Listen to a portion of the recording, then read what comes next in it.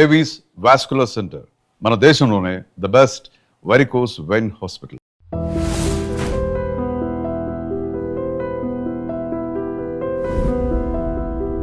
అసలు మీరు క్యారెక్టర్స్ని ఇంట్రడ్యూస్ చేసే విధానమే, వాళ్ళిద్దరు అనాథలు, వాళ్ళకి ఏదో బీచ్లో పాడుకుంటూ ఉంటారు, మేరా జూతా హై జపానీ అనుకుంటూ. వాళ్ళు ఏదో గాలిపాట పాడుకుంటున్నారు అని నిర్లక్ష్యం చేయలేదండి, వాళ్ళని ఒక అప్రిషియేట్ చేస్తూ దానికి ఒక క్లాసిసిజం లాంటిది అంటగట్టడానికి కానీ దాన్ని ఇంటర్ప్రిట్ చేయడానికి కానీ వాడు ఆ స్వరాల్లో వంటల్లో వచ్చేటప్పటికి అది ఒక అందులో మీ తెలియకుండానే ఒక మెసేజ్ కూడా ఉంది సార్. సినిమా పాటలు పాడడం అంత తేలిక కాదు, సినిమా పాటలకు సంగీతం అవసరమా అంటారు. ప్రతి పాటకి స్వరజ్ఞానం అవసరము, స్వరం ఉంటుంది, అది భాష. ఒక పద సాస స నీ సా, పద సాస స నీ సా, పాప మాగ సరి మామగ సరి నీ సా, మేరా జూతా హై జపానీ. అసలు దానికి కూడా ఒక స్వరజ్ఞానం ఉంటుంది. అంటే సంగీతం తెలిసినవాడు స్వరంలో పాడతాడు, తెలియని వాడు ఊరికనే మామూలుగా పాడతాడు. అంటే యాజ్ ఎ డైరెక్టరు నాకు ఏం చెప్పాలని ఉంటుందంటే, వాళ్ళిద్దరూ ఇలా గాలిపాటలు పాడుకునే పిల్లలు, ఈ కుర్రాడుకి సంగీత జ్ఞానం ఉంది, నేర్చుకుంటున్నాడు, కర్ణాటక సంగీతంలో ఇప్పుడిప్పుడే నేర్చుకుని పైకి వస్తున్నాడు అని చెప్పడానికి ఎస్టాబ్లిష్ చేయాలి. కాబట్టి ఫస్ట్ షాట్లోనే వాడు దానికి స్వరం కట్టేశాడు. చిత్రాల్లో మొట్టమొదట చిన్నపిల్లలు ఆటలు ఆడుకుంటూ ఉంటారు, నీళ్ళల్లో అక్కడ చిందులు వేసుకుంటూ ఆడుకుంటూ, అందులో పాట తమాషాగా పాడుకుంటూ ఉంటారు. అందులో నేను పాడాను పిల్లవాడికి, మేరా జూతా హై జపానీ ఆ పాటను చూసారా, దాన్ని నేను పాడాను అనమాట. అవి చూసి నా సత్యనారాయణ గారు ఈ పిల్లల్ని ఎట్టయినా పాట నేర్పించి పైకి తీసుకురావాలి అనుకుంటారు. ఊరికే ఎగతాళి చేస్తాం, మధ్య మధ్య వెళ్ళి అంటాం, ఎగతాళి చేయడం ఇవన్నీ చేస్తూ ఉంటారు అన్నమాట పిల్లలు. చేస్తుంటే ఆయన వీళ్ళేదో మొత్తానికి వీళ్ళలో ఏదో ఉంది అని కనిపెట్టి ఈ పిల్లల్ని వృద్ధిలోకి తీసుకురావాలని వాళ్ళకి సంగీతం నేర్పించి వాళ్ళని పెద్దవాళ్ళని చేస్తాడు. నిజంగా అది శృతిలయలు చాలా బాగుంది పిక్చరు.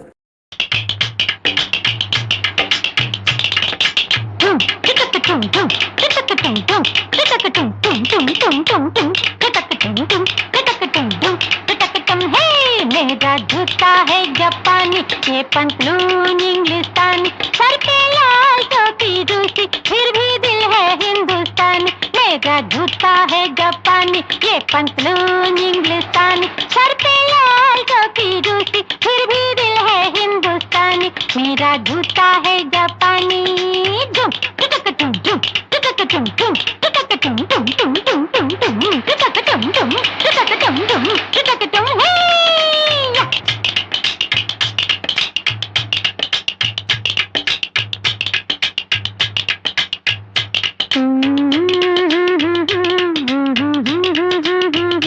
పద సా స ని స స, పద సా స స ని స, పాప మాగ సరి రి మామగ సరి ని స.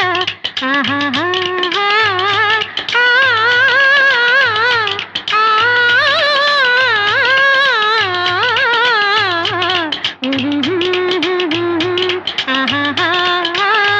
పెద్దాయన పిల్లల్ని ఇంటికి తీసుకెళ్తాడు కదా, పదా ఇంటికి రానంటే భయపడతాడు పిల్లవాడు.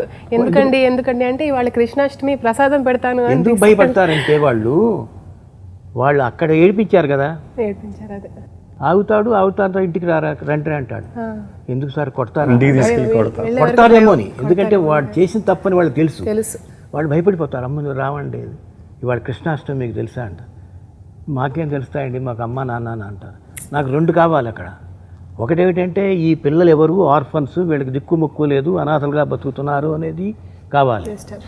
అలాంటివి తెలియదని అక్కడ సందర్భోచితంగా చెప్పడము కావాలి. సో ఈ రెండు కలుసుకునేట్టుగా మనం రాసుకునేటప్పుడు స్క్రీన్ ప్లే అలా చేస్తాం. అవి ఎంత మంచి డైలాగులు కూడా ఉంటాయో అక్కడ. వీడు యాక్చువల్గా చూసేసిన తర్వాత ఏమిటిదంటే, ఆ అబ్బాయి ఇప్పుడు లేడు, చచ్చిపోయాడు అని చెప్పేటప్పుడు కుర్రాడు ఇంకా అలాంటి చనిపోయిన కుర్రాడిని ఏడిపించినట్టుగా ఇతను మళ్ళీ పాడాడు. ఆయన మనసు ఎంత కిచ్చిపడి ఉంటుంది, ఎంత బాధపడి ఉంటుంది. అందుకని పారిపోతాడు వాడు ఏమిటి బాబు ప్రసాదం తీసుకుంటానే వెళ్ళిపోతున్నారు అంటాడు. వెళ్ళిపోతాం అంటే ఇది జరిగిందని మాకు తెలియదండి, మాకు తెలియదు అది ఎట్లా జరుగుతుందని అంటాడు.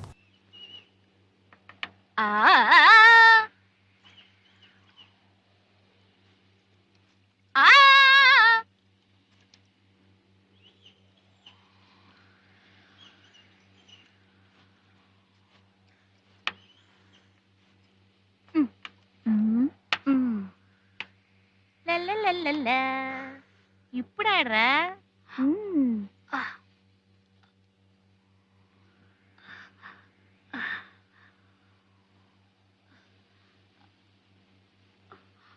ఏమిటి సార్? ఎందుకు సార్? ఎక్కడికి సార్? మా ఇంటికి వెళదాం. అక్కడికి తీసుకెళ్లి కొడతారా సార్? లేదురా, ఇవాళ కృష్ణాష్టమి, నీకు తెలుసుగా. మాకెలా తెలుస్తుంది సార్? మాకు అమ్మ నాన్న ఎవ్వరు లేరుగా. అందుకే కాస్త ప్రసాదం తీసుకువెళదు గాని. సార్ నిజంగా ప్రసాదానికేనా సార్?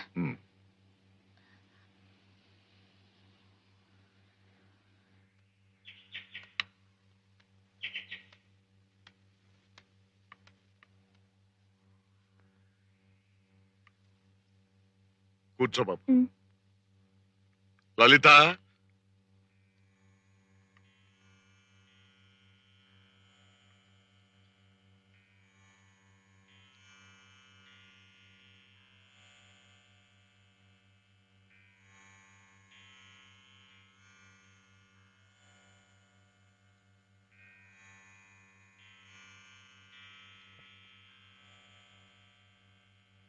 ఇదేంటి ఆ అబ్బాయి ఫోటోకి దండ వేశారేంటి? ఆ అబ్బాయి చచ్చిపోయాడుగా.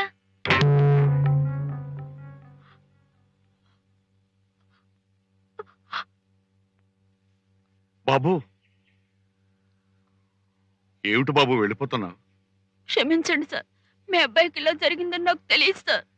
అలా జరుగుతుందని మాకు కూడా తెలియదయ్యా. కానీ ఒక అద్భుతమైన టాలెంట్ ఉన్న కొడుకు మరణిస్తే సంగీతమే జీవితం అనుకున్న ఒక పెద్ద వ్యక్తి నిరాశ నిస్పృహలకి లోను కాకుండా ఏదో గాలిపాటలు పాడుకునే వాళ్ళలోని టాలెంట్ని గుర్తించి వాళ్ళు ఆకతాయితనాన్ని చూడలేదండి. ఆయన విక్రిస్తూ పాడిన దాన్ని ఆయన తీసుకొచ్చి వాళ్ళల్లో ఉన్న టాలెంట్ని గుర్తించి, హిడెన్ టాలెంట్ని గుర్తించి వాళ్ళల్లో వాళ్ళ కొడుకుని చూసుకుంటూ సంగీతానికి గౌరవం ఇచ్చి వాళ్ళని సంగీతజ్ఞులు చేసిన విధానం, ఆ థాట్ ప్రాసెసే అసలు చాలా విచిత్రంగా ఉంటుంది. అది కూడా యాక్చువల్గా మనం అలా ఎక్స్పెక్ట్ చేయం కూడా. అసలు ఇప్పుడు వాళ్ళలో టాలెంట్ ఉందా లేదా అనేది అలా వదిలిపెట్టి అందరిలోనూ టాలెంట్ ఉంది, ఏదో ఒక రకమైన టాలెంట్ ఉంది భగవంతుడు సృష్టిలో. మనం ఏడ్చేటప్పుడే, బిడ్డ పుడుతూ ఏడ్చుతున్నప్పుడే దాంట్లో సృష్టి ఇలా ఉంది. గట్టిగా నొక్కి అడుగుతుంటే నువ్వు పాడగలవరా, పాడరా, ఇప్పుడు నాకు రాదు బాబోయ్ అంత ఎంతసేపు అని వాడు కుర్రాడు ఒక పేషెన్స్ లెవెల్ ఉంటుంది. వాళ్ళు నాకు రాదు బాబోయ్ అని ఏడుస్తూ అది ఒక రాగం అయిపోయి, అది ఒక ఇదైపోయి వాడు ఎక్కడికో ఒక మన ఏమంటారు మీరు పర్వీన్ సుల్తానా లాగా అక్కడికి పట్టుకుని అంతవరకు అది ఆటోమేటిక్గా it takes a turn, it takes the shape of a beautiful రాగా. ఏది ఏడుపు, కేవలం ఏడుపు. ఎంత గొప్ప ప్రక్రియ సార్. ప్రక్రియ గొప్పదే. అలా నేను అడగచ్చు మరి మహానుభావుడు మహాదేవన్ గారు జానకి ఎంత కష్టం అది, ఎంత గొప్పగా చెప్పడం చెప్పేశాను నేను, క్లియర్ కట్గా చెప్పాను. ఏడుస్తూ ఏడుపు నాకు రాదు బాబు ఇట్లా అంటూ ఆ ఏడుపు ఈ should blend into very unconsciously అలా వచ్చేయాలి. అది వినేవాడికి రాగం అయిపోవాలి, తెలిసేవాడికి. అసలు మామూలు కామన్ ఆడియన్స్కి, మామూలుగా సినిమా చూస్తున్న వాడికి ఆ పర్టికులర్ సీన్ చూస్తున్నప్పుడు కలిగే ఆ ఎమోషను, అందులో కొద్దో గొప్ప సంగీతము, కొంచెం ఆ సంగీతంతో పరిచయం ఉన్న వాళ్ళు అయితే అసలు ఇది వేరే లోకాల్లోకి వెళ్ళిపోతారు సార్. కాస్త ప్రసాదం తీసుకుని ఇందాక పాడావే ఆ పాట పాడుదు కానీ. సార్ నాకు చేత కాదు సార్, నేను పాడలేను సార్. ఇందాక పాడావు కదరా. సార్ అది పాట కాదు సార్, బాగుండదు సార్. బాగుంటుందిరా. సార్ నాకు రాదు సార్. నువ్వు పాడగలవురా? సార్ నేను పాడలేను సార్. వచ్చురా. సార్ నిజంగా నాకు రాదు సార్, ఒట్టు సార్, నాకు రాదు సార్. సార్ నేను పాడలేను సార్, నాకు రాదు సార్, నేను పాడలేను సార్.